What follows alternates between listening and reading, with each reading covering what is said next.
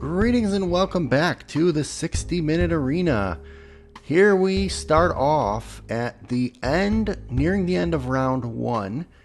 We have 4 contestants who all have between 50 and let's say 65% of their stamina remaining. And based on the order that folks entered the arena, the next match is going to be between the Ant-Man powers of Decipher and the Shears and Origami powers of VU6. That battle goes pretty quickly. VU6 is snipping around in the air, clips a little bit off of Decipher, but Decipher's Ant-Man powers ultimately win out. It was a very close match. Both of them lose stamina, and they were both in their 60%, and actually have both now been knocked down to around 50%. So I'm not going to change anything in terms of the representation here, but the victory for that one does go to Decipher behind the scenes. At the same time, Edact and Box are duking it out. And if you can remember, Box is once again fighting with his warping kitties. Edact is wielding the Martian blade with a extremely good healing rate. At least in the map, the special move was working. But when you're dealing with temporal kitties, unfortunately, as many blades as you want are not going to be effective because you're just cutting into space where the cat used to be or will be, or how does that work again? Anyway, Edact does suffer a weakened blow by Box, but it is still enough to reduce Edact's health to the point where he is eliminated and will join his red team partners on the carpet. Box does take a loss of stamina through his own exertions and through the force of Edact. But he is just below 50%. So again, I'm going to leave his representation the way it is. Now, I'm not going to lie, this looks like pretty bad trouble for the red team. 4 of their 5 players have now been eliminated. It's really been based on the strength of their map, but actually these were all good maps, and what happened to the red team really had to do with the order of submission and who they got paired up against in the algorithm. I was worried at first about the yellow team, but they only lost their captain. The yellow team is hanging in there, and collectively the yellow team has the most stamina left if I add them all up. However, the blue team has all of their players, and the green team is obviously in about the middling position. So the carpet is getting a little more crowded. From a red team perspective, there's only one option for who will come in, and that is the Red Army, or Genkuro. The Red Army is the captain, and he is seeing the world through red-tinted glasses at this point. So the Red Army is at about 66% of his health, and I represented that with 3 blocks. The blue team is going to enact a tag out. So at this point, Box actually has the lowest percent of health on the blue team. Everyone else has about the same percent of health. So Leoin Redstone, the captain of the blue team, is going to make a swap based on the order that submissions occurred. And that means that the captain herself, or hisself, Leoin, is going to go ahead and swap in for Box. And Leoin is at about 67%, so we'll also represent that with 3 blocks. Now we have to process tag outs on the yellow and the green team. So on the yellow team, VU6 still has 2 blocks and no captain. So he is just determined to stay in there no matter what. And on the green team, the situation is also assessed, and we are going to have one more tag out occurring here.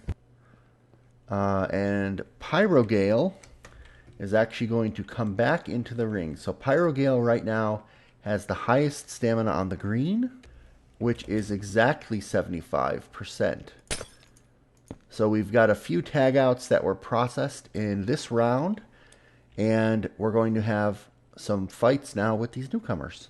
All right, so these two matches are going to go very quick and I think are very interesting. The first one we have is Leoin Redstone against the Red Army. So two captains facing off again. They both have the same relative stamina, and they both have the exact same stamina left. So they end up going into a grappling situation where they each lose one stamina. And that actually brings them both down to around 33% of their stamina. So I'm going to go ahead and represent that as having one block left. The other two contestants were different on the percent of their stamina, but their actual stamina was equal and their strength is equal. So they end up also going into a grappling situation. In this case, we have Pyrogale's lightsaber against VU's shears and origami. And the net effect is that they both lose one, but Pyrogale goes down to 50% exactly, and View is down to 33. So the red, the blue, and the yellow are all at 33% of stamina. Green is at 50%. That means that we have 3 people tagging out and 1 decision on the green team. So let's start with what we've all been waiting for on the yellow team. VU, without a captain, finally says, I'm too weak, I've got to get out, and is able to bring in Awesome One, who's going to be coming in at 100% of their stamina.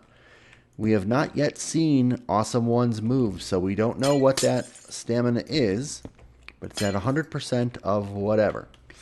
So we're going to find that out in just a moment. Let's go ahead and process these other tag outs first. So let's look at green. So from a green perspective, the percent of stamina remaining was the same for Decipher and Cavolta, but the overall amount of stamina, Decipher just slightly won out, actually by 1 point.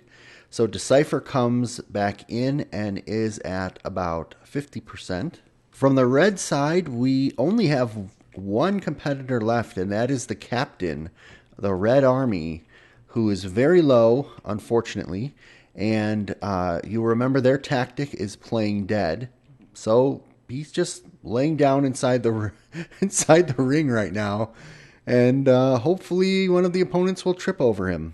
And from the blue team, according to the current stamina, Lord Creeper Kid is actually the most healthy, the least worn out of this match.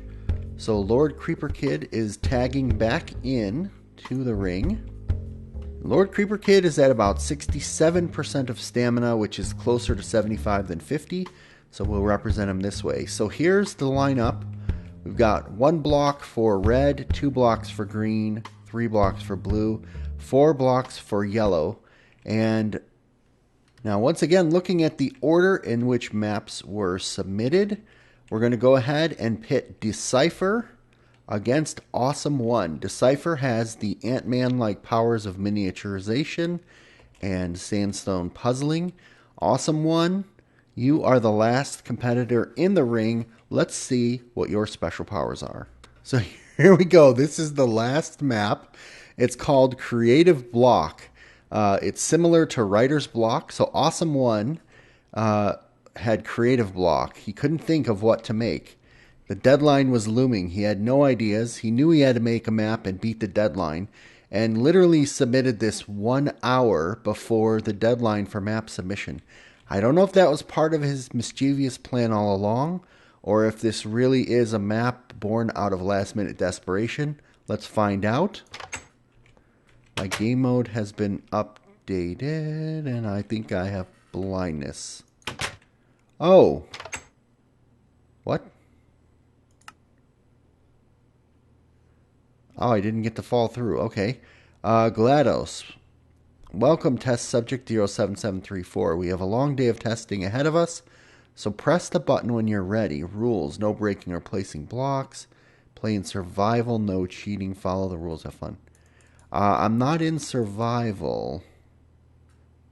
Beds can set your spawn. Duh. Okay, I'm going to go into survival, but you put me into adventure, it seems like. Follow the rules. 60-minute map. Okay, so... Okay, that wasn't part of the map. So this is the beginning of the map, I think. No breaking or placing blocks. Okay. I thought it was possibly going to kill me again. Nice. Is this somebody doing push-ups?